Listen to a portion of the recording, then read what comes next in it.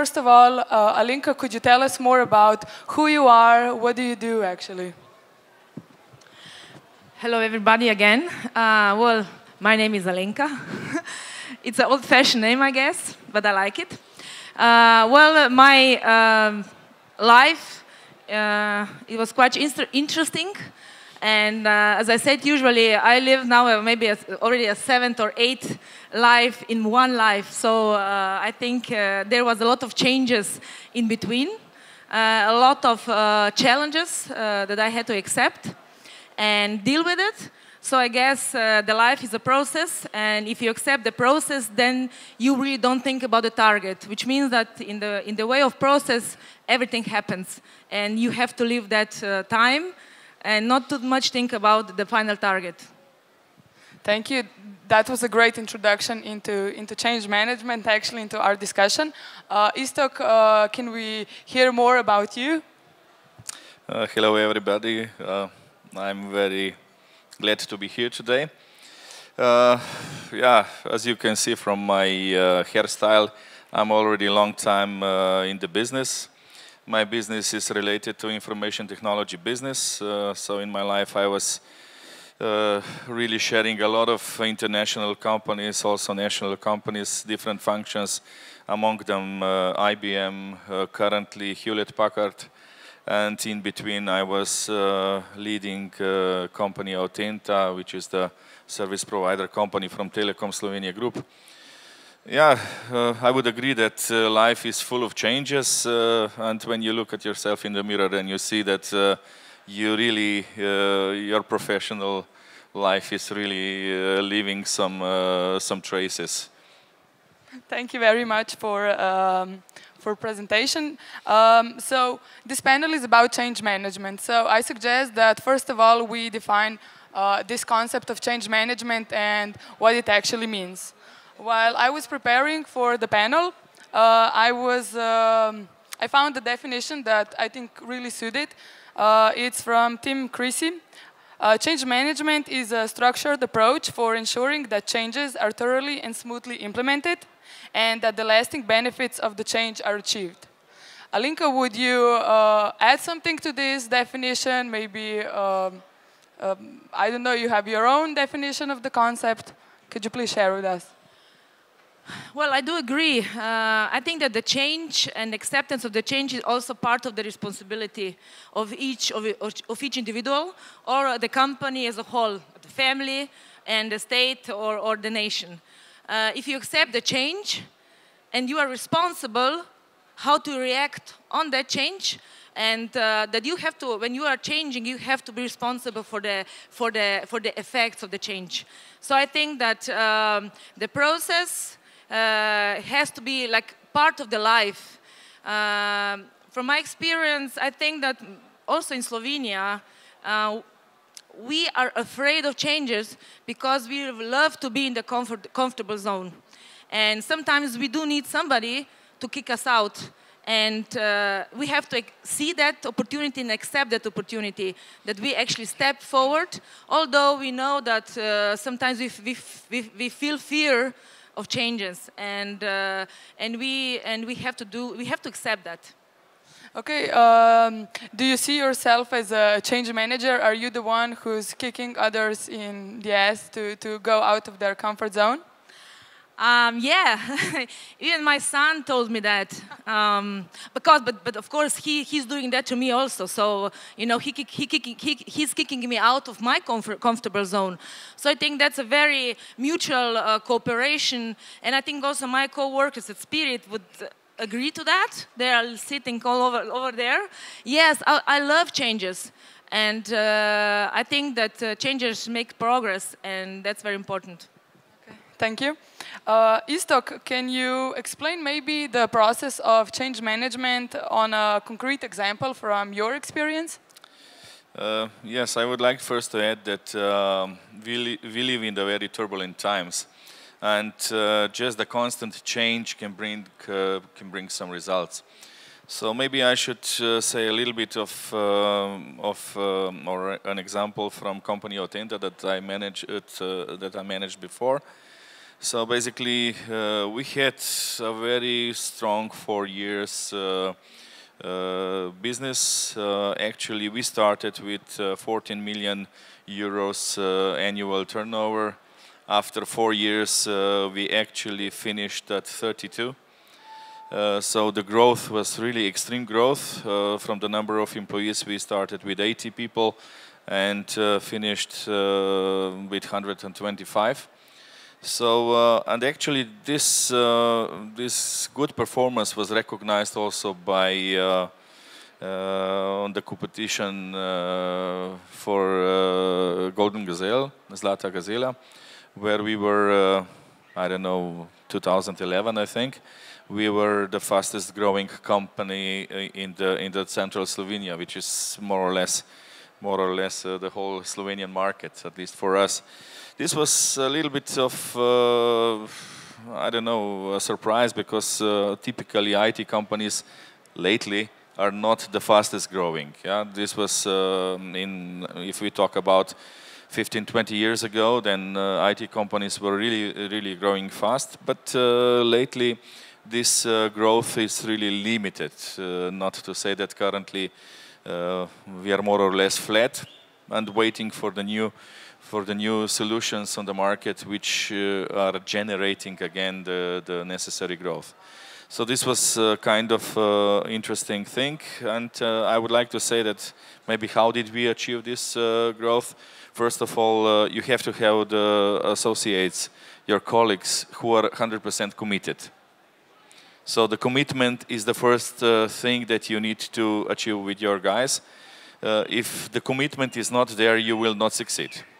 So in order and achieving the commitment is really to picking up the colleagues who are capable, who can do that, and who are willing to do that. Right? And in my case, when I started to lead the company, it was not like that. So I had to do first some HR changes, really finding up the right people. And as soon as we managed that, the whole thing was really going on much more smoother than before. And the next thing, which is important next to it, is really the preparation for the change. So you cannot just come to the office and say, yeah, we're going to change. Yeah.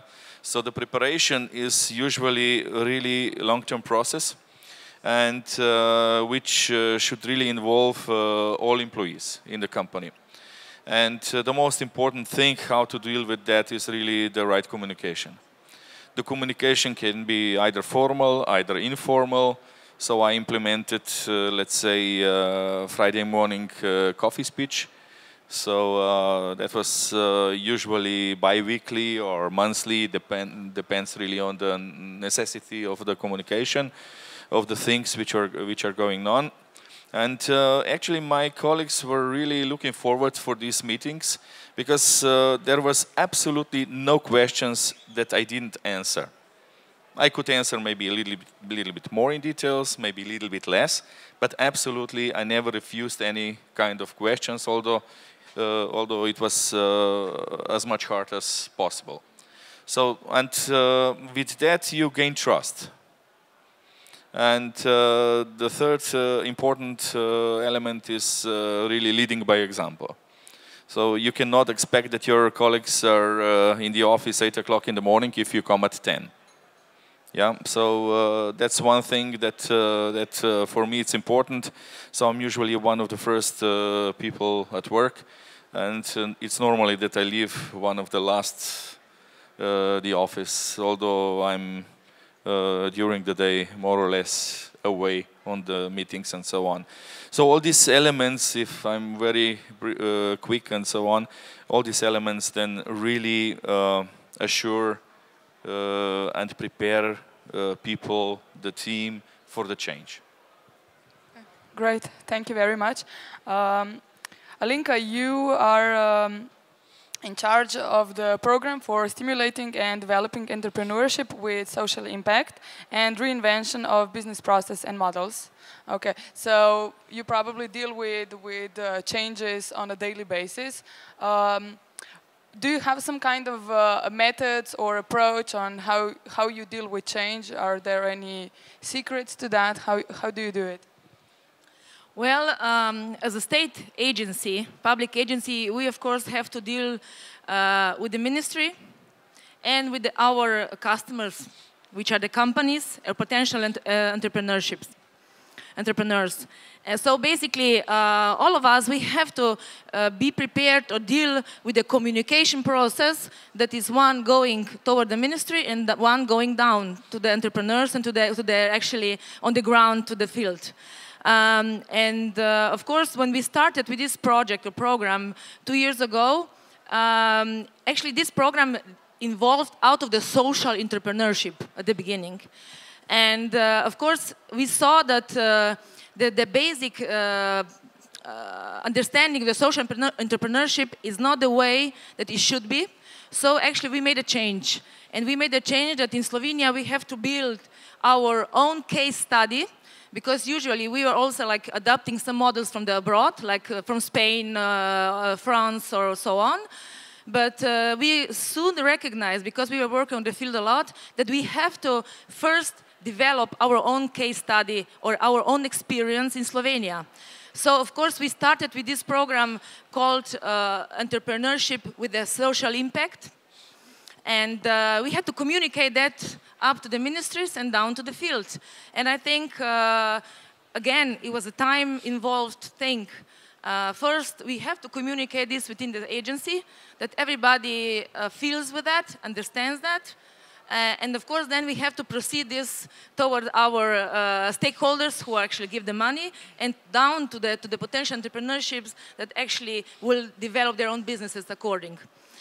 So this was a very, the moment of change in the way that we have to start changing the mindset of the potential or existing so-called social entrepreneurs. And it was quite demanding, because really you have to prepare people for that, as you already said. You have to communicate through, and you have to be prepared to answer the questions.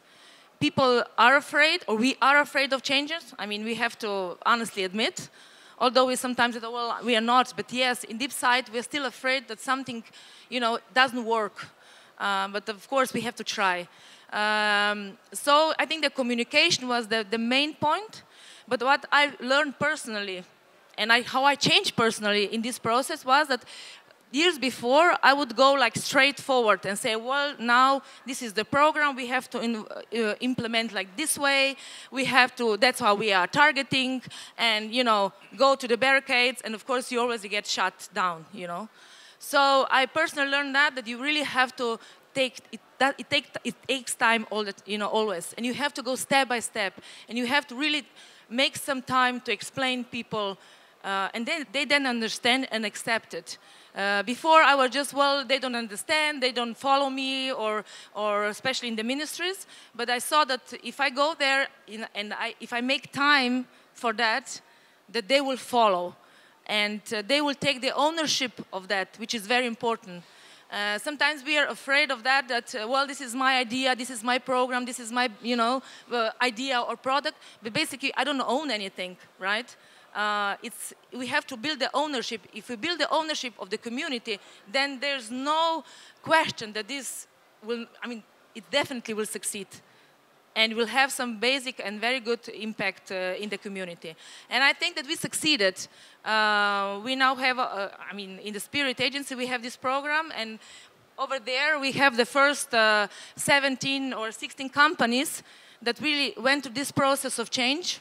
And they're all impact companies, and they were changing from the basically NGOs to the businesses, which in Slovenia is, I mean, and all over the world is quite hard. That they differentiate, you know, that they have an idea which has the good impact in the society, but in the end, the idea have to be economically self-sufficient, and not the way that they were working before, because NGOs usually, you know, have applied for the projects and have this role. But that's okay. But if they want to do a really good idea and they have to make some impact in the community or in the society, they have to prepare the business model that actually goes towards that target. So they're the first, how can I say, graduates through this program. And I think that we have to follow up. We have to develop further. And of course, we learned a lot. Us and them, and also the community that lives with that. Great, thank you. You both mentioned the importance of communication and that it's the basic tool actually to get the buy-in and involvement of everyone involved in the process of changing. So when we say communication, what do you mean by that? Do you like you have meetings or coffees? Can you be more specific? Maybe it's a question for both of you. Maybe ladies first, and then ladies we move first, to you. always. Yeah. Well, communication is, how can I say, it could be verbal, it could be physical, you know, not even thinking about the social and all the other media that are involved. But I think that first of all, whoever has the responsibility to communicate the change with the rest of the team, he or she has to feel it, that that's correct, and that's what she or he really wants. If that feeling is not there, then the communication does not succeed. I think that every team leader, wherever he is or she is, or it's in the company or the state agency, in the family, you have to be the role model. So any change, if you go from the family, does not happen if the parents are not the real role models. Okay? So I think that that's the most important thing. You have to feel that you are part of that and that the communication will flow. I always I'm coming from Maribor, and I always, when I even talk to abroad, I always give one very important example. I would say a case study to learn from. I don't know if you remember, years ago, there was our mayor in Maribor who then was one of the first mayors who was actually removed from the position by the people. And he has this famous project with the radars of the speed limits.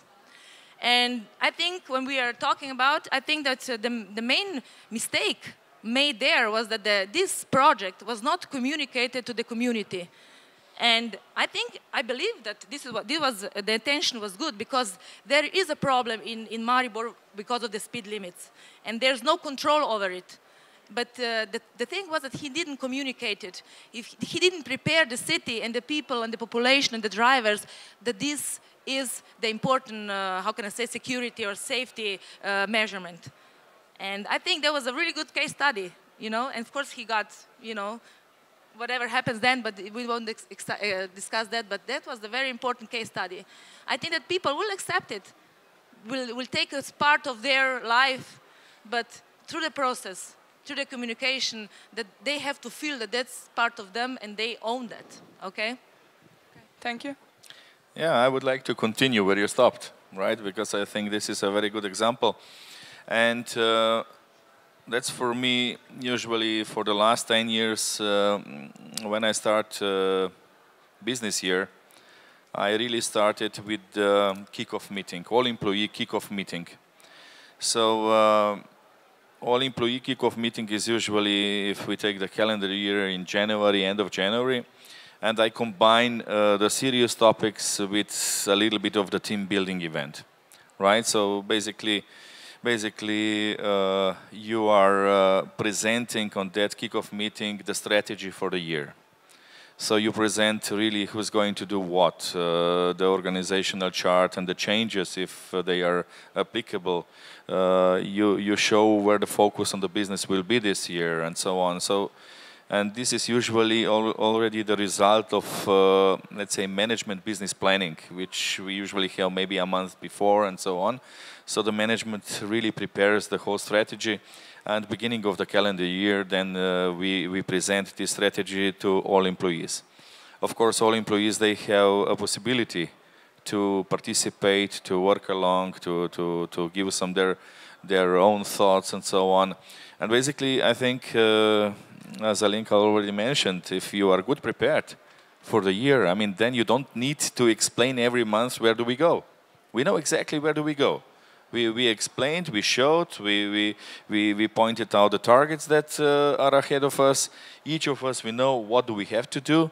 Every sales guy knows exactly the sales targets they have to achieve, and everybody knows also what is the benefit when they achieve these results.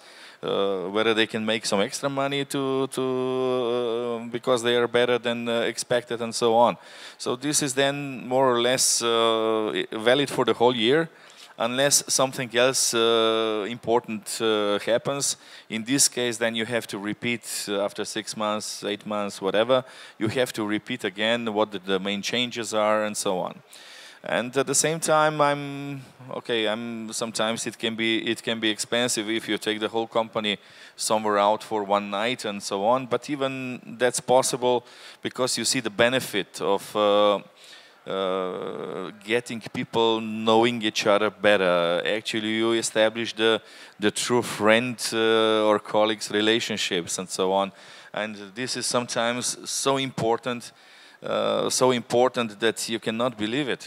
Right? I will tell you later on an example what happened with Hewlett-Packard in Slovenia this year.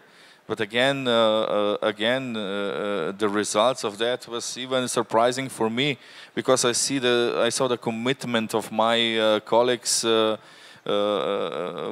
really extremely high. And it's no surprise that even then we closed, by the way, fiscal year just 2 weeks ago, end of the quarter, end of the month of October. And although the people who are more interested in IT, they know that there was an announcement that Hewlett-Packard will close Slovenian office this year. So we were working 6 months or 8 months under stress. Under stress because the customers were not really anymore that friendly to us as before. But we managed really to close the fiscal year on 100% of our results. Congratulations. I mean, when you can understand that we lost maybe 30–40% of our business due to the comments which were in public, which were never confirmed really or properly explained and so on. But nevertheless, I mean, we did close our fiscal year with 100% of target achievements, which was one of the very rare countries in the region. But maybe some more what will happen maybe a little bit later. Okay, since you already 5 opened... minutes left. Just 5 minutes. Yeah, we know. Thank you. So, since we already opened that topic, what are you planning for the future? What are going to be the changes going on in your company? Tell us more about that. So basically, we are already in the middle of the change management for the future of Hewlett-Packard. So maybe just to mention that Hewlett-Packard has decided this year to split globally into 2 companies. So Hewlett-Packard Enterprise is one for the business oriented customers, and HP Inc. for the retail customers, so PCs, printers, and so on. And at the same time, they closed, or they decided, in the meantime, they closed 50 countries in the world out of the 170. So basically, out of 50 countries, Slovenia is the only one who survived. What we are going to do now, and it will be published very soon, I plan a press conference end of next week, where the details will be explained. But what we managed really to change a little bit of the business model. Some changes will happen in the ownership structure, but the most important thing for everyone is that Hewlett-Packard Enterprise will stay in the country, all the employees will stay, all the contracts with our customers, business partners, and everybody else will remain exactly the same as they are. So there will be absolutely no change. The only thing which is required, and I'm working a lot on that one, is really how to some kind of made a transformation actually to the current setup which we have, because the new setup will be a little bit different. It will be more flexible, which means that more commitment from my colleagues is needed, and this means that we will not strictly stay with the functions that we carry, but we will, all of us, we will do a little bit more. We will stretch a little bit more, and I'm pretty sure that all these changes will be very, very positive, because Slovenia is in Hewlett-Packard terms now the pilot project in the world. And when we succeed, I'm not asking whether we will succeed or not, but when, this is the question, when we will succeed, then I'm pretty convinced that they will close another 50 countries in the world. So they will only keep just the the biggest countries, and the rest we will work in a different operation mode. Wow, great! Really, story of success. We wish you all the best. Maybe if we go back to you, Alenka, how do you? You probably had some failures, some changes that were not implemented as well as you perhaps wanted it or intended. They say that failure is a success if we learn from it. So do you have maybe an example of success in disguise, something that happened? Yeah, lately we talk about a lot about failure. My opinion about failure is that, yeah, it's okay to fail, but maybe sometimes it's not okay to fail, right? Failing is responsibility. And of course, we do everything to avoid that failure. If we do everything, then you can say, okay, we tried everything, we failed, we accept that, and we move on. It's very hard that you don't succeed with something that you predicted or you wanted to be a good project or a good idea. But I think that, again, of course, it's a lecture. It's okay. It's a lecture. You learn from it. You move on. But I think the hardest thing, even when we are working with the entrepreneurs on the field, or even, for example, the holders of the innovation ideas or innovations, is that you think that what you have is your child, right? And you are very much so stick to it. And you believe that it's the greatest, it's the most beautiful and everything. But when in the process you see that, of course, everything or everybody has some or mistakes or negative characteristics that you have to see and accept. So if you see that something doesn't work, you have to let it go. And from my personal experience, that's the hardest part of, of changing myself or changing the company, the agency. Sometimes you just have to let it go and see, and when you let it go, then you see other opportunities or other doors open, and then you take them and follow them. And I think that there was quite few experience, I don't want to talk about them now, but I think that when you don't talk about them anymore, then you actually let them go. If you're still trying to discuss them, then you're still attached to them. I think it's very important that you face them, you see what you did wrong, or maybe why it didn't succeed, and then you face it, and then you just accept it and move on. Move on. Great, thank you. Since we're running out of time, maybe one last question. What would you say that are 3 takeaways for the managers if they want to implement a change successfully? What should they focus on? I think that everybody should go through a personal change first. So basically, you always start with yourself. First, change yourself, and then you can work. Then you can walk your talk. So then you can change everybody else through your experience. I think a lot of times we forget that we wanted to change everybody else around us, but I think this change starts with you or with me first. And I think that's the most important thing, that you are the role model, and you change yourself first. Great, thank you. Yeah? So very short, 3 words, starting with C. Communication, cooperation, commitment. Wow, great, thank you. With that positive thoughts, I would like to thank you for being the panelist on change management topic, and thank you very much. Thank you. Hvala. Thank you very much. Do we have maybe some questions for our guests? Yes, we have questions. Just a minute, please.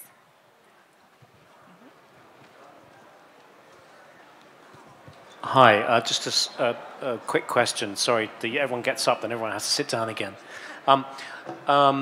Increasingly, entrepreneurship is about forming teams quickly, making changes quickly, pivoting business ideas, and also quite often in the social sector, social entrepreneurship, there's people who are doing it on a volunteer basis and not being paid, and so this is maybe part of a portfolio of working experience.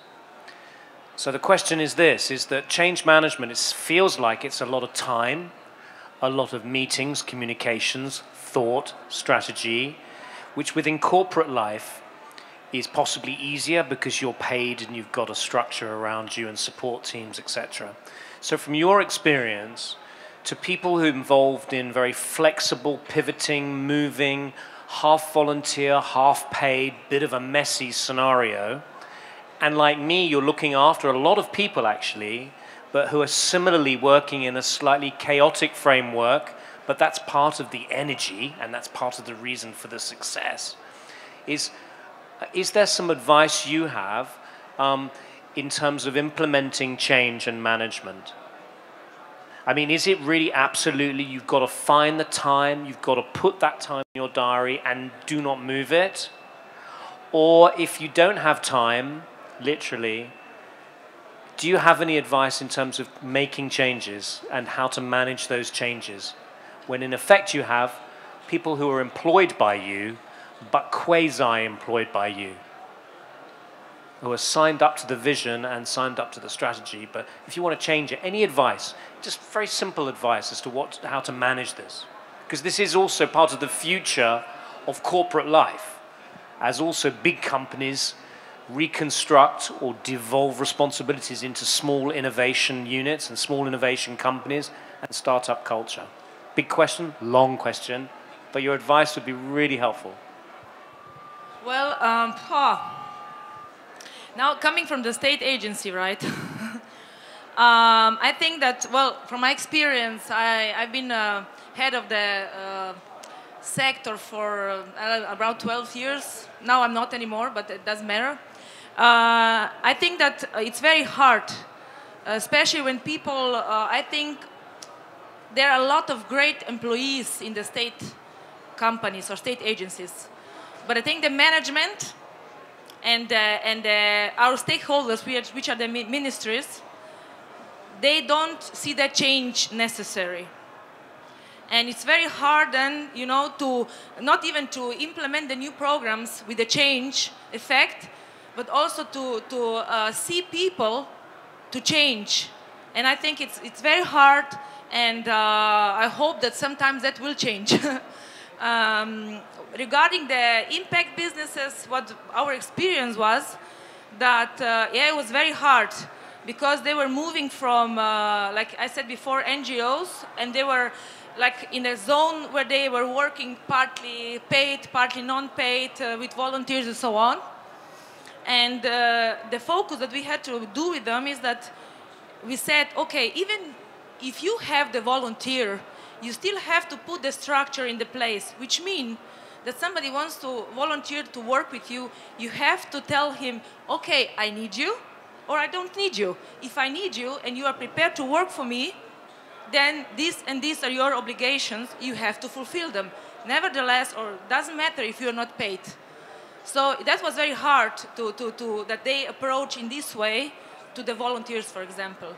And in this process, it takes time. But I think that with the responsible mentorship approach, it can be dealt with.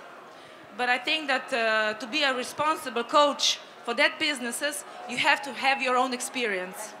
And you have to share that experience, otherwise it's not successful in this way. I don't know if I answered partly, maybe. Well, I will be short. I agree with what Alenka said, but as you mentioned yourself, I'm in the corporate world, which makes the whole structure a little bit easier. So basically, whatever we do, we are structured. It's on us really to define when, how, and what we are going to do.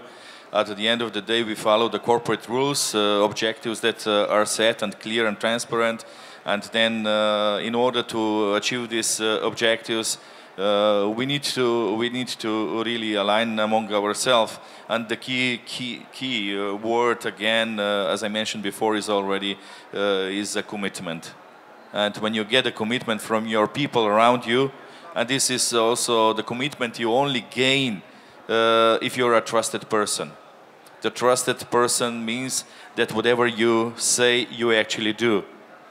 And then if these factors are really together, then I think that the whole process is really easier. And I'm afraid that the process in the public sector in Slovenia is still a little bit more complicated than that.